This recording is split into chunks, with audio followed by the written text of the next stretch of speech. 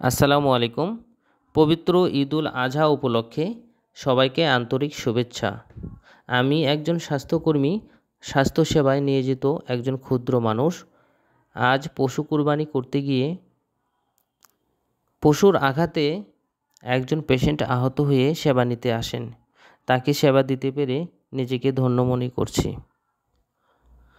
আপনারা পশু কুরবানির সময় সর্বাত্মক সাবধানতা অবলম্বন করুন। আর এই সময় বাইক অ্যাক্সিডেন্টের পেশেন্টও অনেক আসে। তাদের প্রতি আমার মেসেজ, আপনারা অবশ্যই বাইক রাইড করার সময় হেলমেট ব্যবহার করবেন। ভালো থাকুন, সুস্থ থাকুন, পরিবার নিয়ে ঈদ আনন্দ উদযাপন করুন। সাব্বির আহমেদ, উপসহকারী community medical officer, rainbow community hospital Bogura. 24 ঘন্টা স্বাস্থ্যসেবায় আমরা আছি আপনাদের পাশে। ধন্যবাদ।